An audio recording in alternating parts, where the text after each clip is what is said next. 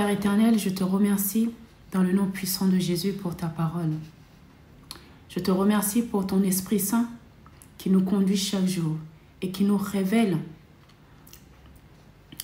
la vérité, qui nous conduit dans la vérité. Ton Esprit Saint qui nous donne la connaissance pour comprendre ta parole.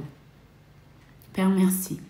Et bénis chaque personne qui écoute, Seigneur mon Dieu, ce message et que ce message puisse porter du fruit dans leur vie. Dans le nom puissant de Jésus, j'ai prié. Amen. Dans l'épreuve, il y a deux choix.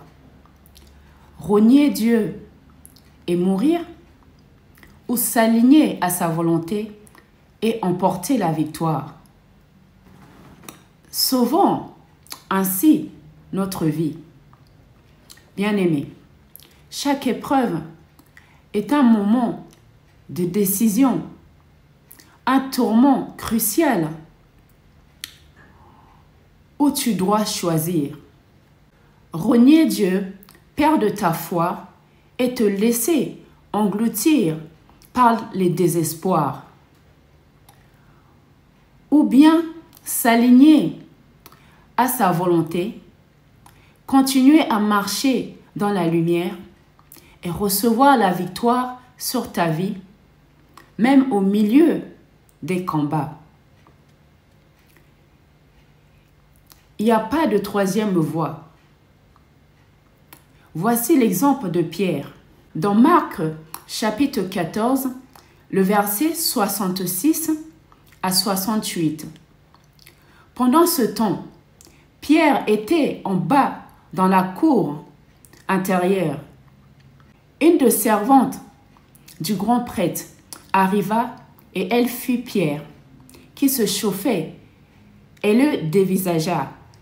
Elle lui dit, « Toi aussi, tu étais avec ce Jésus, ce Nazaréen. » Mais Pierre le nia en disant, « Je ne vois pas, je ne comprends pas ce que tu veux dire. » Puis, il sortit de la cour et entra dans la vestibule. Alors, un coq chanta. Écoutez, tu dois faire ton choix et le faire avec tout ton cœur. Dieu t'a donné le libre arbitre pour décider. Il t'a donné le pouvoir de choisir ton destin. Même dans l'adversité, et quel que soit le chemin, tu dois choisir, sachant que le Seigneur est là pour te soutenir. Pour ma part, je choisis de m'aligner à sa volonté, car je sais que même dans la douleur, c'est là que se trouve la véritable victoire. Celle qui sauve non seulement ma vie ici-bas, mais aussi pour l'éternité. Matthieu, chapitre 16, versets 24 à 26. Si quelqu'un veut marcher à ma suite, qu'il renonce à lui-même, qu'il se charge de sa croix et qu'il me suit. C'est Jésus qui parle. Car c'est lui qui est préoccupé de sauver sa vie, la perdra. Mais c'est lui qui perdra sa vie à cause de moi, la retrouvera. Si un homme parvient à posséder le monde entier, à quoi cela lui sert-il s'il perd sa vie?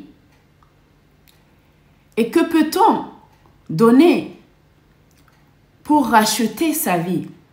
Dans chaque épreuve, nous sommes confrontés à porter notre croix.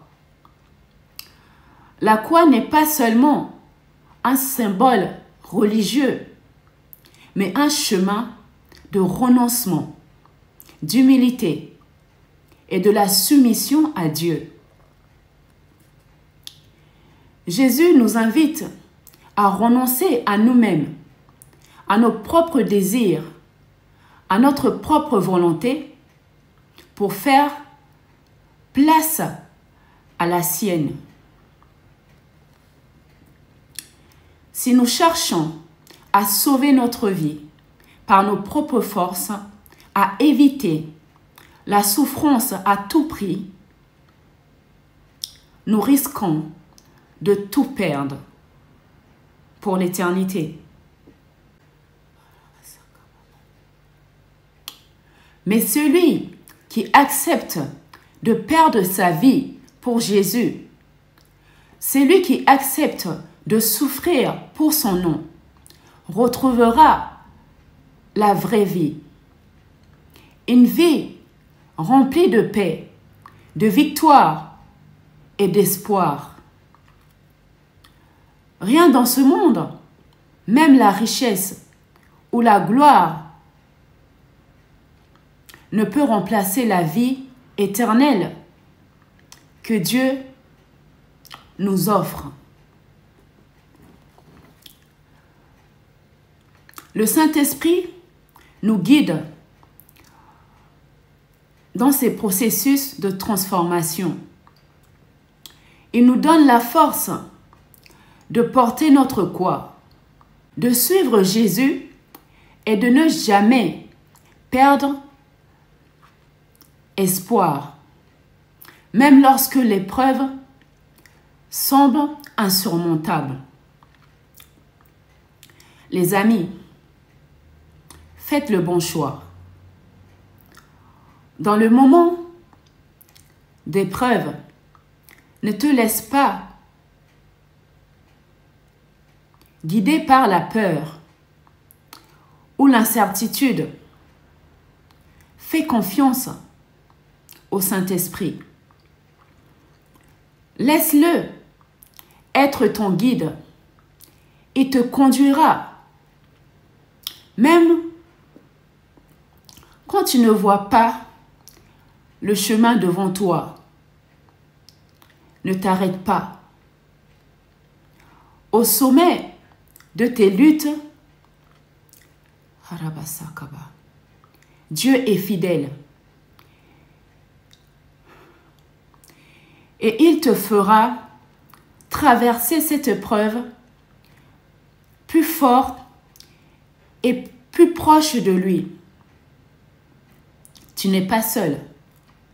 Le Saint-Esprit est avec toi à chaque pas. Il t'équipera pour surmonter tout obstacle, pour traverser les tempêtes et te conduira à la victoire. Bien-aimés, que le Saint-Esprit vous aide dans le nom de Jésus. Amen.